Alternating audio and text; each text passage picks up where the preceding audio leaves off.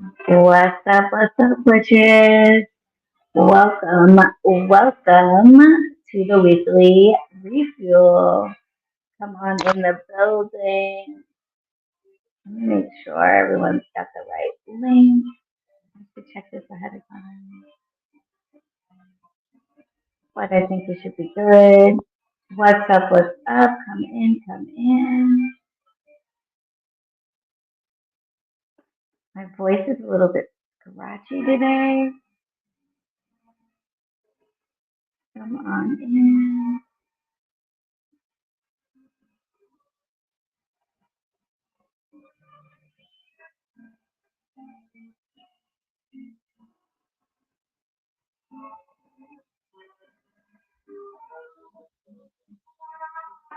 What's up? What's up, witches? Come on in the building.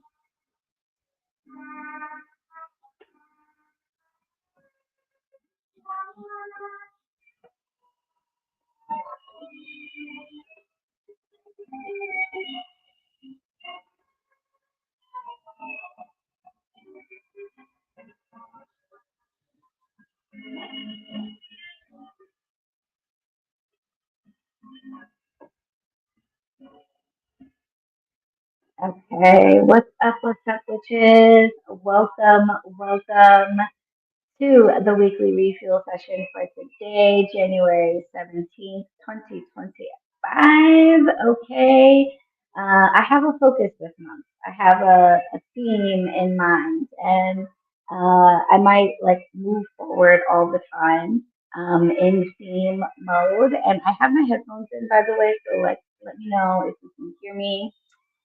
Okay. I want to make sure those are okay. If not, I can take them off. I am here at what is currently called HQ, Bronx Ridge Headquarters, my co-working space here in the Bronx.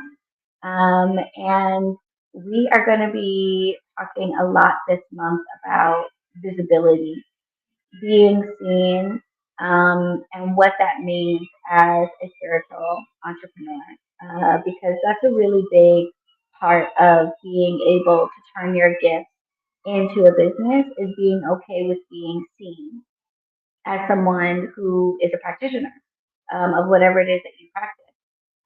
And not only being seen, but then moving on to the question of when you are seen, are you understood? Um, are you able to communicate? Is your message clear about like who you are, what you do, who you serve, what communities you serve? So the naming part of putting yourself out into the world is significant, but also the spiritual, emotional, mental aspect of being visible in the first place and saying, "Hey, I do this. I am a tarot reader. I am an energy healer. I make herbal medicine. I make candles." Um, and really leaning into that. And then, like I said, the question is, how do we make sure everybody else knows that? How do we make sure that what you call yourself resonates with people, makes sense, conveys your message? And then there's the technical aspect of making sure that you can use that name and protect that name so that nobody else uses it or tells you that you can't. So we're going to get into that today, but I like to start off, as always, in the refuel session with a quick intro. Let me throw that up on the screen. If you are coming in the room, then drop your name, your location, tell us what your business is about, and what is going well, what is winning. 2025 coming in ablaze, literally, and I don't mean that in a disrespectful way. I mean, the energy of 2025 is so fiery that it is literal. Not saying that I know anything about what cause the fires, but just how interesting it is that we start off this year with all of these stories related to fire in the news while entering into the year. Um, a year that has a very fiery energy, a very conclusive and terminating energy, a very ending of cycles in a very definitive way type of energy. Um, so, because of that, Whenever things are ended, especially when they're ended like abruptly, there's, a sudden opportunity for success. There's a sudden opportunity for a win. So I want to hear about what your wins are when you come in the room. So drop your name, where you are in your business, and share your wins. While folks who are in the room say hello and do the same, I'll share mine. I am Allie Kravitz. If you don't know me, I'm Allie Kravitz, aka Bronx Witch. I am the owner of what is currently called Bronx Witch Headquarters, the only co-working space in New York City for spiritual practitioners. And I am the CEO and founder of BetterWitch Coaching, a coaching platform designed to help baby witches to become better witches. I do that through educational classes and coaching on topics ranging from spirituality to spiritual entrepreneurship. And my business is located in the Bronx, my physical business, and obviously my coaching business is international, it's virtual. You can contact me from anywhere. And my win for this week is I found out that I am in the running for not one, but two grant awards. I found out that I am moving on to the next round of the Entrepreneur of Impact Award, which is, I think, spearheaded by Damon John of Shark Tank. Super, super incredible opportunity to be featured in Forbes. There's a cash prize involved, and the real kicker is there's mentorship from Damon John, which would be pretty life changing, I would imagine. So I'm a runner up for that. So I have to move on to the next round if I'd like. And then I found out that I'm a finalist for what is called the Awesome Award. The Awesome Foundation is like a collective funding organization. Their board members contribute funds to a pool that is then allocated to somebody who has an awesome idea or project that could use some funding. And they have offices in like basically every state. So each collective collects money and then they dole it out to somebody local with a project. And I submitted our tea and tarot parties that I host here every equinox and solstice.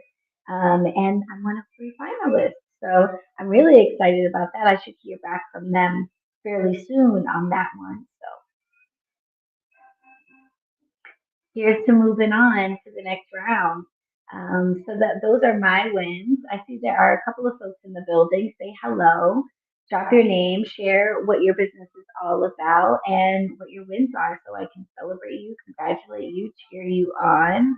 And like I always say, if the thing that you feel the most proud of this week is that you got out of bed every day, then drop that down below. No win is too small or too large to be celebrated. It doesn't have to be, a grant, an award. It could be, I made it to the refuel today. That could be the thing that you're super proud about. Drop it down below so that I can cheer you on and connect with you.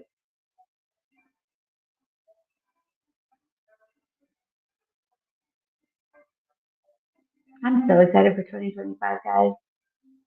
Like, I'm also really shocked that it's already the 17th, but I feel like that happens every year. I feel like every January, the first few weeks are like super fast, and then it starts to like normalize and kind of go at a normal pace again. Hopefully, because I feel like yesterday was New Year's Eve, literally, and somehow it's already the 17th. And that gives me like a little bit of anxiety and a little bit of a feeling of panic because I'm like, whoa, I have all these goals for this year. Am I not on track, time wise, for the deadlines that I've set? But I think that I think all will balance out in a little bit. I think this is just like the start of the year usually comes in with a blast. Because I was like, it's the 17th. Oh my god! But I am still nothing's changed so far. I am still very much looking forward to this year, and like I'm not kidding you.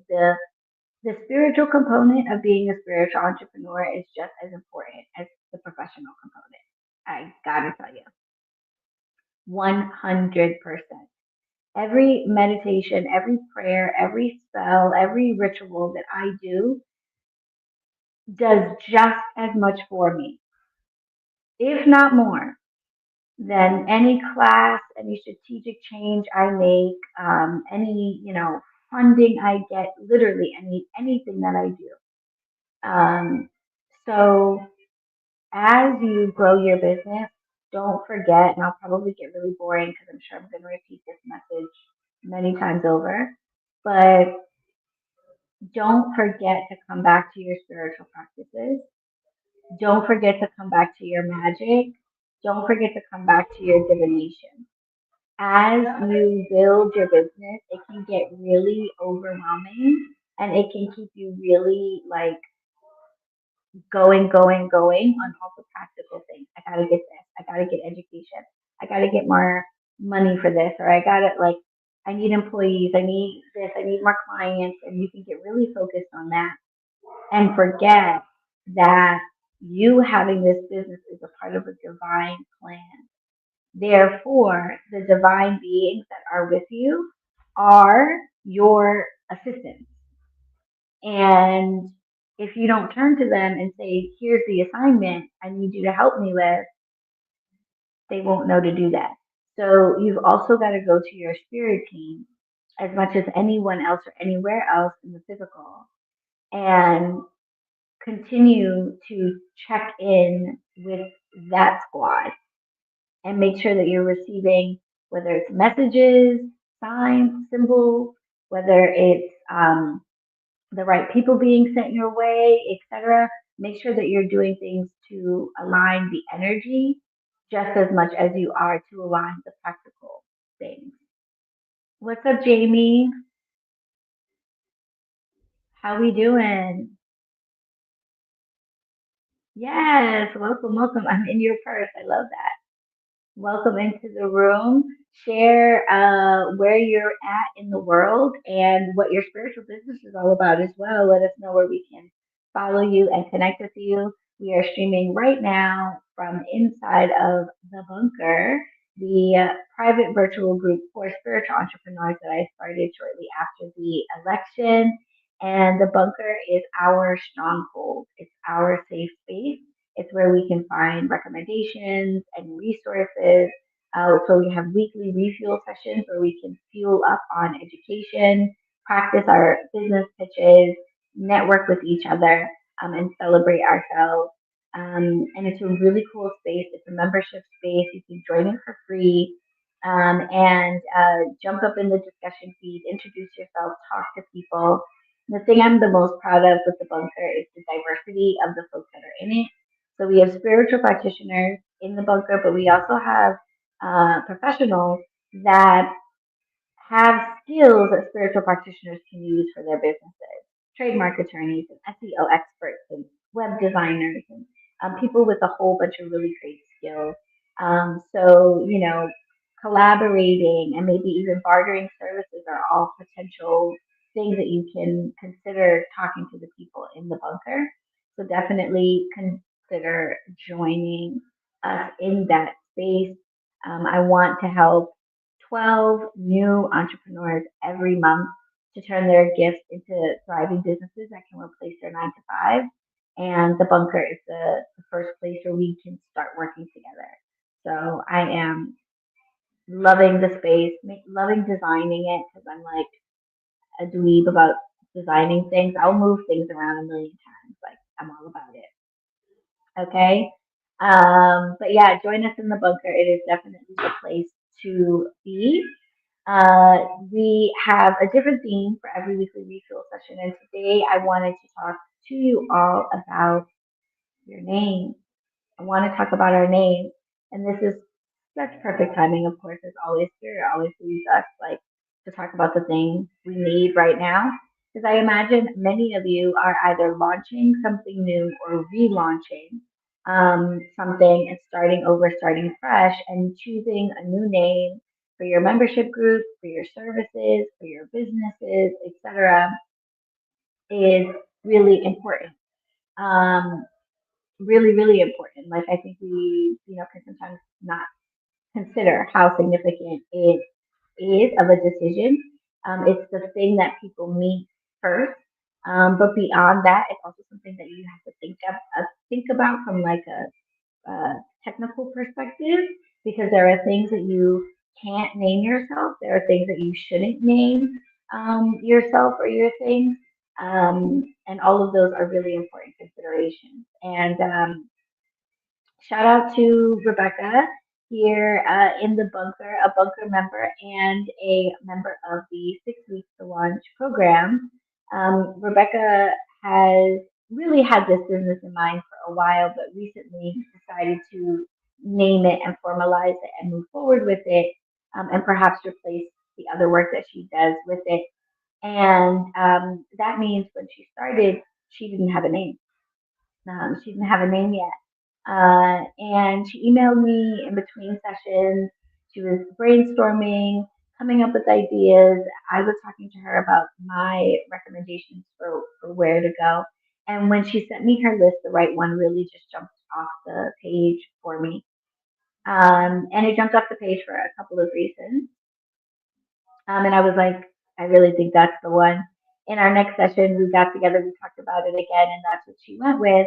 And now it's only been a couple of weeks since she settled on that name, and she just booked her first client. She just got her first uh, proposal accepted, and is going to be paid for her first job in this business. Um, and folks in the bunker, you guys know Rebecca. She goes by Beck. You can find her in the roster, read more about what her business does. She's an SEO expert, which is very, very important to fighting through the sea of readers and healers that are out there and making sure you come up first when people search for the things that you do. So she knows how to help you do that, to make your website do that and all that good stuff. And, now she gets to really start doing what she already does for her business. And obviously, I don't think that the name is the only reason why she just got her client. Obviously, she's got a great product and she sold herself well. But it certainly doesn't hurt. And more than that, I do feel that there is some impact that that name probably had on her client. Maybe one day I'll get to ask her client. But I feel like there is some impact that that name had on her client, because what her particular name is really literally does exactly what she just did, and that's the whole point. And Bex's business is called Summon and Sell. And it makes me smile because there's so many layers to why it's really cool. Um, but she is an SEO expert. She is helping spiritual entrepreneurs, witchpreneurs, to summon clients, summon customers, summon views on what they do, and then sell them on those amazing products, services, etc. Summon and sell is exactly what she is able to do for the people who hire her, summon and sell for their businesses. But she also wants to do the same for herself. She wants to summon people and sell them on her services. So there's like this double layer where it's both for her and also for her client. But then also, both of the words, and summon in particular, is a word that has one meaning, like a literal meaning, like just, to summon, to call something or somebody forward. But then there's also the fact that witches in particular would use the word summon, and we would use it in probably a more spiritual, ritualistic, magic type of a meaning for the word summon. Um, it was so perfect, and it, to me, really, it totally captures what it is her business is all about, what it does, and I think most importantly, what is going to happen for the client who hires her and pays her business. Um, so yeah, obviously I can't say that the name takes the credit. I can't give all the credit to the name. I can't say the name is why she got her first client and why she got it so quickly.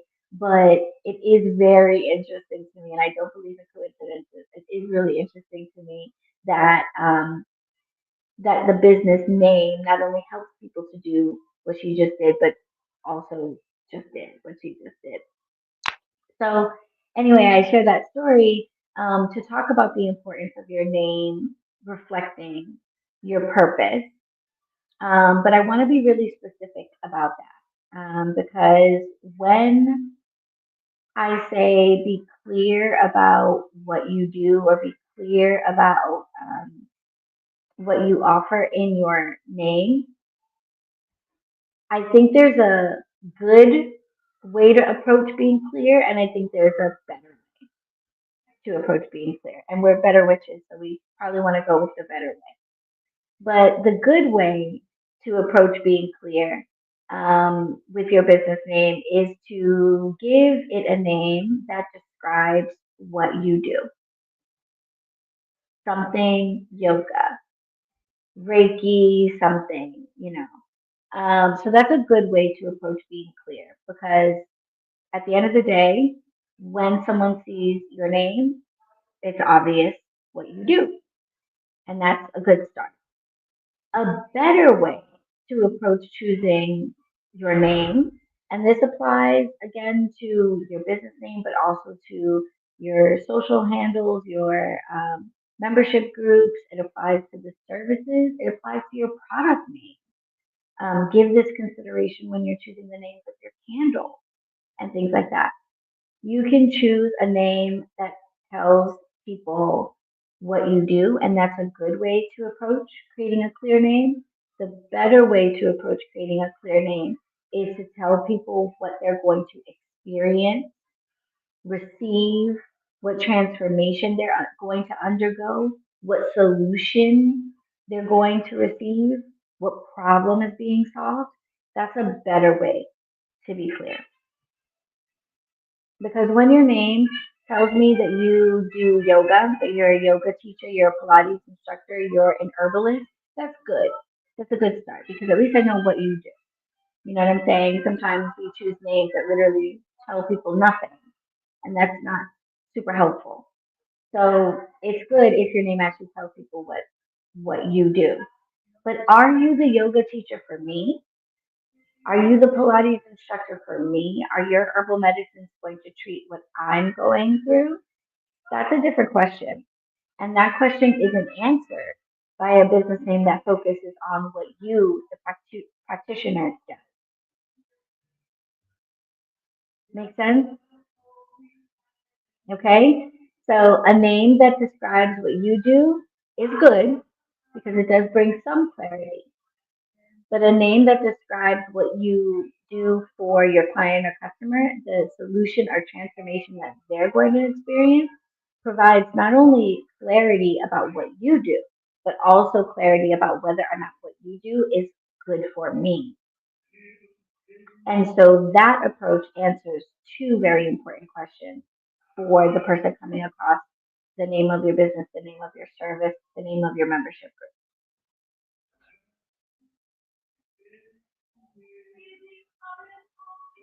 Okay. So that is my recommendation for considering the actual technicals of your name. And of course, there are the practical considerations beyond that. So now we talk about the actual act of making it your name, um, how to do that, and the legal considerations that are involved with that, right? Because when we choose a name for ourselves and then we go and we get a logo and like maybe we change our handle or what have you, a lot of folks, again, because we just don't have enough business knowledge, might think that that name now belongs to them. And it's really important for you to understand that that is not the case. And it's important for you to understand that because we're setting ourselves up for success, right? We want to create spiritual practices that are structured with all of the pillars, the 7 pillars that I teach in my webinar, 7 pillars to a profitable spiritual business. We want to make sure that all of our 7 pillars are in place so that we have a solid structure that can actually replace our 9 to 5 so we can actually do our spiritual work full time.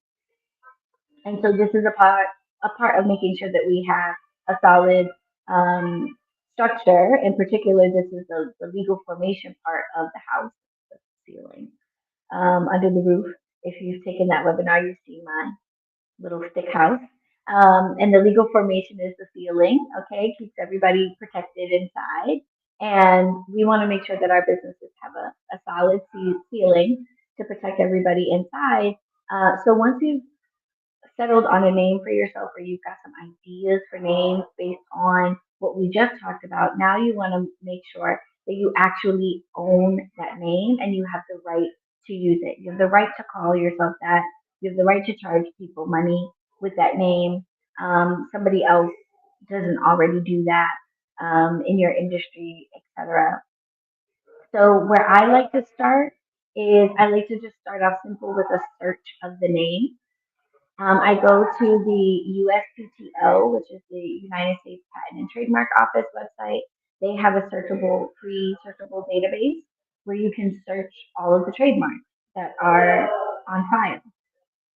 So I start there because if there's a trademark for a name that is similar, or certainly if it's the same, but that is too similar, I'm not even going down that route. I don't know enough to get into the technicals. If there is a name that is similar, that's like in a different classification, like the name is for an auto repair shop for some reason they call themselves, you know, my Carol Transformation, and so do you, or what have you. Um, you would want an attorney to let you know whether or not you are in the clear to do it if it's a different industry or whatever. I don't have that expertise, but the news is I'm bringing you somebody who does. So don't worry, and we'll talk about that in a second. But I don't have that expertise, so I don't even bother. If there's a name that's like remotely close, I'm just not gonna go down that road. But first, I check the USPTO.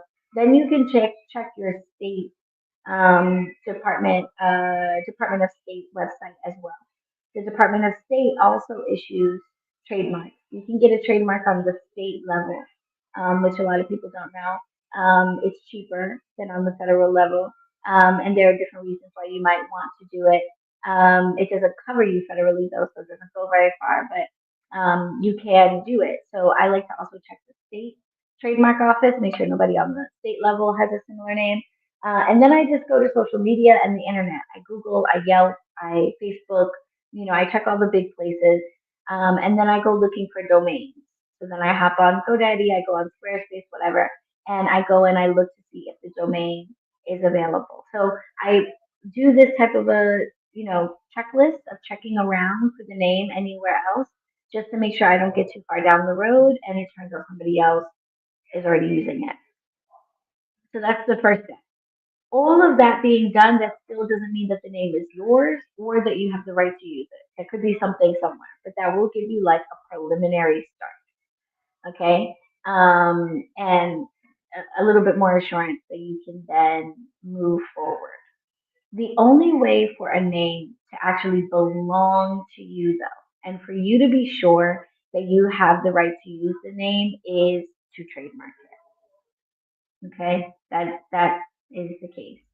Now, you can trademark yourself. You don't have to hire an attorney. You can go to the USPTO or to your Department of State for your state and file it for yourself and, just follow the instructions and fill out the paperwork. Um, and see what happens.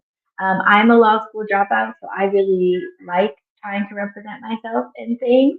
And I have tried to trademark things at the state level, and I have yet to be successful. I'm going to be honest with you. Now, and it's frustrating too because all the paperwork is filled out, everything is understood. I understand, I've got the information, but what I don't understand are my state particular rules on specimens. Um, Qualifications. And your specimens are basically like the things you show to prove that you're using the name in commerce, right? So if you say you want to trademark your business name for merchandise on shirts, then you need to show a shirt, right? So I've been struggling with figuring out how to get my specimens right. They keep sending them back and being like, no, this isn't right. The quality of this picture isn't right. You got to show this. So but you get to amend it with the State Department. With the federal, I don't think you can. If you submit an application and it's not right, I think that's it. I think you lose your money too. But you know who does have the answer to all of these questions? It's Taylor Timon. She is a trademark and contracts attorney. She is known online as the Legal Miga, and she is going to be coming to the bunker very soon to talk to us and answer all of these questions. So I am not equipped. I'm really glad that she is, and she's going to talk to us about this because I want to make sure that as your spiritual business grows, you don't find yourself down the road having to do a complete rename or God forbid getting sued by somebody because you're using a name that you're not allowed to use, or somebody comes underneath you and starts using the name and they're bigger or whatever and they can do it because you didn't have the protection in place that you needed to have. So after you've done all the work to pick a really great name, it's important that you, one, make sure that nobody else has it as best you can tell, and then two, that you protect it. And a trademark is the way to do that. Okay, so I'm really excited to have Taylor here. So Bunker Witches, definitely make sure to pay attention to the feed. There will be updates about that. We meet here every Friday at 12 noon for these refuel sessions, and I'll be posting the details once we know which one of these she's going to join in on as soon as we can. And it might be a bonus, so it might not happen on a Friday at 12. So I'm going to get that set up with her, and we will see. Okay. And then lastly, I just want to talk about your business name as it relates to funding, because it matters there as well. So we talked about your business name being important to the appeal of your business, to finding the right clients, to telling people what you do so it's clear, so it does some of the work for you. We talked about protecting your name and having the right to use it, how you make sure that you do that and how you protect it. And then we have the question of funding your business. This is the third area that I know your name can have an impact on. And this is particularly important when it comes to setting up your LLCs, legally forming your business. If you ever think you might or would like to have a credit card, a line of credit, to take out a loan or anything like that, there are all these different factors that go into what is called your fundability. And I am also looking forward to having Xavier Williams, who is the CEO of Alpha Pride, here physically at HQ this month for our next Spiritual Small Business Networking Mixer. Bunker Witches, check the events tab for the details on that if you have questions about business funding. He's going to be here talking to us about fundability. But your name is one of the things that factors into your fundability. Um, there are certain names that are considered risky or that indicate risky industries that funding institutions tend to not want to fund. Um, because they have high return rates or they close a lot, or I'm not sure the different reasons. I can guess them. But there are certain industries and certain names that are red flags for funders. Things like real estate, I think, is like a name that's encouraged you like not to put in your name. Trucking, leasing companies, like licensed trucking companies, gambling, any type of like gambling companies and things like that. These are all like industries that um, have a hard time getting funding, and so you wouldn't want your name to indicate that you do anything like that. And I've even heard that like retail names can sometimes be a little bit tricky. Names like consulting, worldwide, global, these are like general terms that are usually good to tack on to the end of something, so if you're tarot Mike by Tarot by Mike, which would not be a good name, by the way, based on what we just talked about before, but I'm just throwing out an example. Tarot by Mike, you might be Tarot by Mike Worldwide when you file your LLC. But there are names that can be problematic for you.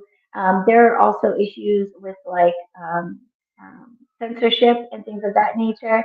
I had the opportunity to have the owners of Witch Bitch Thrift on the podcast uh, last year, I think, or early, I don't know now. But Witch Fits Thrift was on the podcast, and obviously they have a word in their name that is considered profane.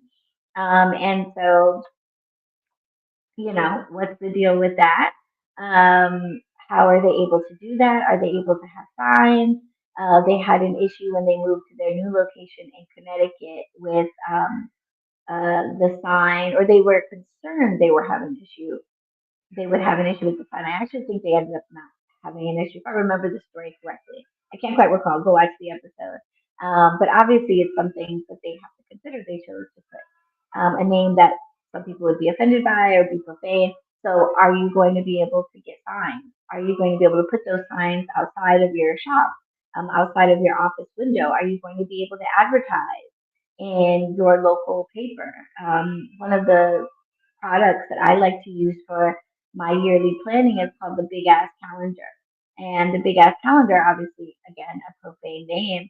And I've noticed that in some places they have it written out, but in a lot of places they use asterisks for the S's, right? So there might be, I'm sure, rules about that have made them have to do that. And so your name can run you into issues down the line in terms of like funding or being allowed to publish in places, etc. So those are the three major considerations about naming your business. Does it speak to your business purpose and most importantly to the results and the transformation that you give people? Is your name protected by you and do you have the right to use it? And then could you potentially be using some no words or some words or things in your name that could prohibit you from doing things down the line with your business or that, might even be impacting you right now, depending on where you are and what your goals are. So as we continue to talk about visibility this month, as we continue to talk about stepping out of the shadows, how to fight through the noise and make sure that everybody knows who you are and what you do, we will be, talking on different topics that help you with that. And I figured we would start with your name. Because if you're putting yourself out there, telling the world what you do, wanting to find more customers and clients, wanting to make sure that people know who you are and what you are all about, then the very first thing that people encounter in many cases is going to be your name. And so it's definitely worth giving some consideration to. And then what do you do if you realize that your name is not right? That's what's happening here at Bronx Switch headquarters. That's been our name since we opened. Um, I didn't know then 3 years ago what I know now about choosing a name. And I felt, I think also Bronx Switch headquarters also reflect the kind of do everything nature of how we all started. It's taken me some time to really get clear about what I want to do for the spiritual community, for the world, and what I want this space, this physical space to do, and how those things overlap, but may not necessarily be the same. And so I had to like do lots of things in this space in order to figure out what fit and felt right. And so when we first started, Bronx Witch headquarters made a lot of sense because my Bronx Witch brand was how anybody at that time knew me. And headquarters was a word that implied that this is where everything was happening, which is what it was. So at the time, it felt right. Um, and even though I can justify it, I still would say if I could go back with the knowledge that I have now, I still would have named it something different, even though I had like my reasons then. Um, But now, knowing what I know and knowing that this space is a co working space and has a clear focus and a clear purpose, the name really needs to reflect that clear purpose. And so, after a lot of consideration and debate, I've decided to rename Bronx Witch headquarters Witchwork. And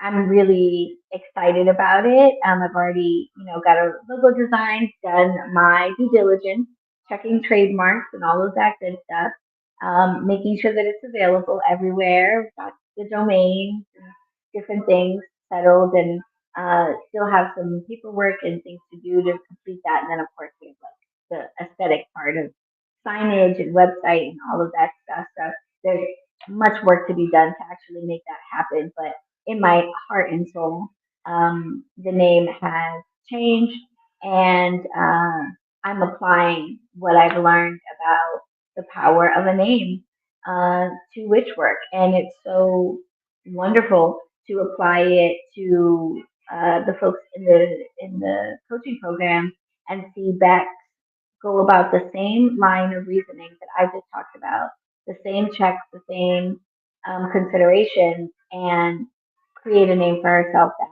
like immediately does exactly what it's supposed to do. So congratulations.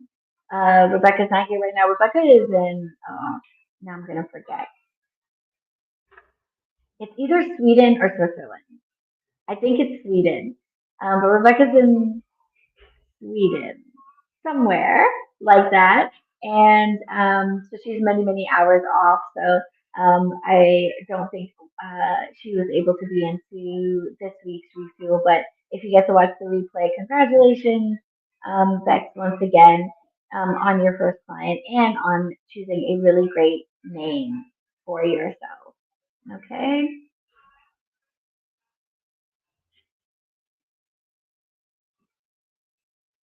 All right. Well, those are the topics that I wanted to cover today. Next week's refuel session goes down again Friday at 12 p.m. Eastern. We are going to be meeting with Taylor Timon soon, but not necessarily in that um, session, not necessarily in next week's session, because the way we're going to do it is we are going to record an episode for the podcast. And then after the podcast, we're going to have a private bonus refuel session for the Bunker Witches. So you can ask your individual questions about trademarks directly from her. And so that refuel session is going to depend on, when she's available and when we schedule the podcast filming episode. But I did want to kind of get us like, you know, started on this concept and this topic and touch on trademarks a little bit. But next week refuel session, we are going to be talking about connecting and networking. I really want to talk about this with you guys because this is something that I recommended as a goal for 2025. I posted about it in the bunker online. If there's one thing that I can recommend to each and every one of you, it is to make it a goal for 2025 for you to go to one networking event every month. One networking event every month. I don't think that we really understand how powerful this is because I didn't understand it. Okay. The relationships that you build with people are the most important thing in your business. Truly, truly, truly, truly. Whether it's people that will end up being customers and clients, or it's people that can help you, get to the next step or do that next thing, the relationships you make are so super important. And I think a lot of spiritual practitioners, especially those of you who have come into the idea of doing spiritual work professionally since COVID, don't recognize how important it is that you apply a lot of the same like winning tactics that anybody else in business would use to yourself and your own business. And I think getting started, for those of you who got started in COVID, it definitely put a lot of folks into the mindset that everything happens on the other side of these screens. And that the key to getting customers and getting clients and building your business and having more reach, having more people at your events and all of that good stuff is like blowing up online and getting viral online. But it really isn't. It really isn't. That is just one part of building relationships with people. And it's more difficult, honestly, than building relationships with people in person. Um, the connections are real. They're also quicker. There's no waiting in the back and forth. There's no commenting on someone's post for a year before you finally like see them somewhere, or actually have a message with them, in the DM.